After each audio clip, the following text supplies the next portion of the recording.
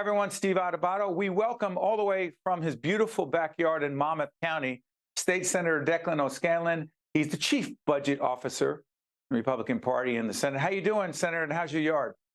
I'm doing really well. So is my yard. I'm clinging to summer. I will refuse to let it go as long as I possibly can. Great. We better not air this in November when it's a lot colder. We're taping this at the end of September. Do this for us.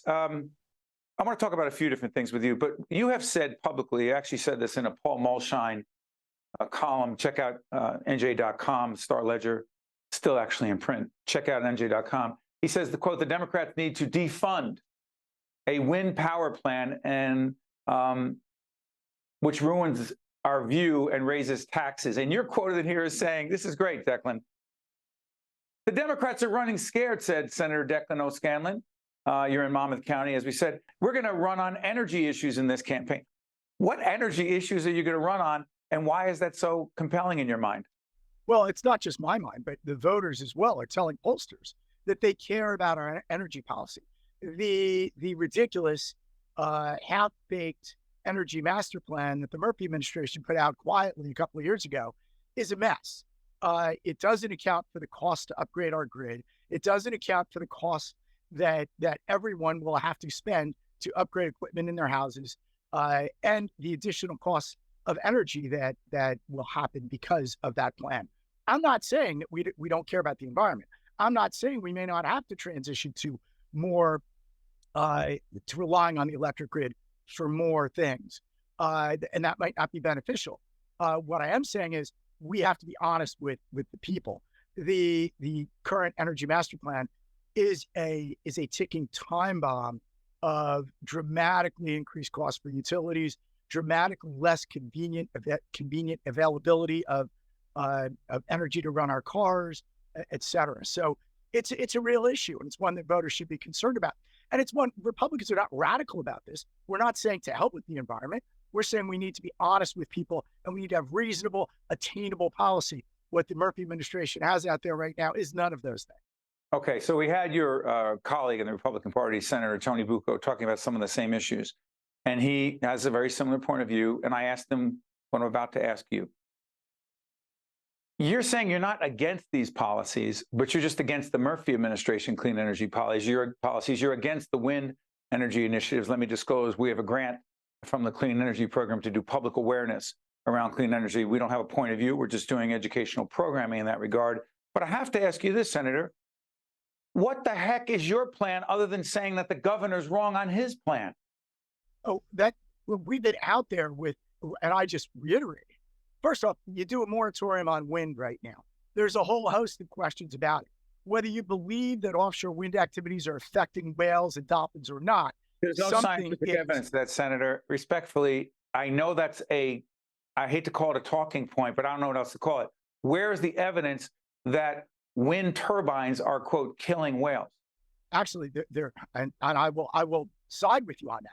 There is no evidence that wind turbines are killing whales. However, it's the other side can't say that they know definitively that some of the activities of offshore wind, because we don't have turbines yet, some of the preparatory activities of offshore wind might be affecting whales and dolphins, et cetera. But you're right. We don't know. It's not definitive. And there are people on my side of the aisle saying they absolutely know or believe that those activities are causing those deaths. I don't go that far. I believe both sides don't know what the hell's causing the whale and dolphin deaths. And a short moratorium to see if those activities are the culprit seems perfectly reasonable to me. Okay, but you also have argued the cost. And I mentioned this in the Senator Bucco interview as well, that the tragic passing of the president of the Board of Public Utilities, Joe Fiordaliso, one of the last best guy. And again, check out our series, Remember Them, where we honor and recognize people who have passed in New Jersey with a great impact. The last thing we wanted to do was do a program with my colleague, Jackie Chicarico, about Joe Fiordaliso, but he died tragically too soon. That being said, one of the last things he said, Senator, was stop the lying. And he was talking about, not you specifically, but the lying and the exaggerating and the hyperbole, scaring the heck out of people, saying the governor is coming to take your stove. Not true, Senator. It's just not true. Well, hold on. And look, and I just said we should, both sides should stop the lying and the definitive statements about offshore wind. Let's talk about gas. Let's talk about Is electrification. the governor coming to take everyone's stove? Eventually, that is exactly where the policy will lead. They would, if you look at the policy and you look at the pronouncements of the people creating the policy. Now, it's true, the policy today will not take away your stove, but it is also true that if you take the policy desires of the people making it currently today, they absolutely would remove gas appliances from homes going forward. They would, Steve. There's no question. But you think they would? Honest. Okay, I'm sorry for interrupting, Senator. There's a little delay. Right. But to say that in ads, and I'm not saying you're responsible for these ads, but you're benefiting from these ads. The Republicans running in this and this. By the way, November 7th, there's a legislative election. All 120 seats are up. The Republicans are salivating, including the senator. He sees the opportunity on this issue and on issues of parental rights, which we'll talk about in a minute, as it relates to children in public schools. It's just not true that the governor, I'm not here to defend the governor, he's not taking anyone's stove. They might down the road, with people involved, change the policy to go from voluntary to mandatory. That's not actually where we are today, Senator, correct? Well, that is correct. But to be fair, Steve, the logical conclusion of these policies is exactly that. They're already talking about the indoor air pollution from, what stoves still have a pilot light. It's if you're honest from both perspectives, they would actually eventually, not too far down the road either, want to remove your gas stove and other gas appliances, and reliable ones, and replace them with a much less reliable set of appliances dependent on an electric grid that needs billions of dollars of upgrades if we're going to eventually get there. So, Senator, parental rights, put this in perspective. What is the issue regarding parental rights as it relates to their children in public schools, and what the parents should or should not do or do not know about their children and what their children say about their gender, their sexual orientation, please? This is another area where there's been, I think, on both sides, exaggeration. Certainly on the left, on the policies that exist right now. You have the administration put out a policy that they suggested was mandatory, that schools are prohibited from sharing virtually any facts about their children, and certainly their sexuality, and they're wrestling with such issues with parents. So they come up with this policy. School boards reacted to it by actually implementing real policies, and suddenly the administration has a problem with it. The left is grossly exaggerating the policies as they exist. Middletown is where I'm most familiar with.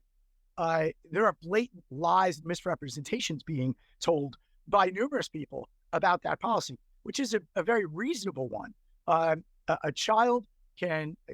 male child can dress like a female, can ask to have his name changed to a female name, can talk to teachers.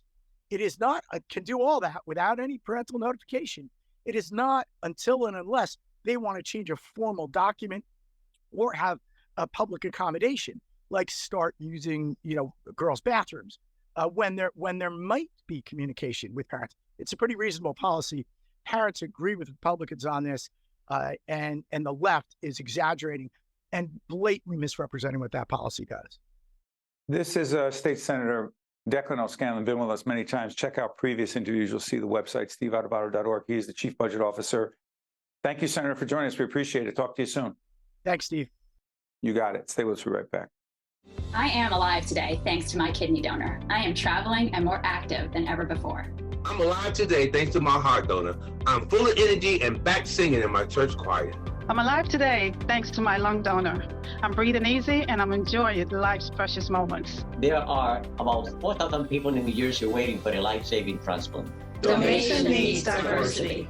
For more information or to become an organ and tissue donor, visit njsharingnetwork.org. Also brought to you by Rowan University, proudly serving New Jersey for 100 years. Johnson & Johnson, the Turrell Fund, supporting Reimagine Childcare. New Jersey Sharing Network, Hackensack Meridian Health, keep getting better. Veolia, resourcing the world.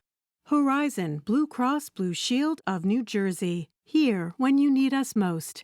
Eastern Atlantic States Regional Council of Carpenters. And by the Healthcare Foundation of New Jersey,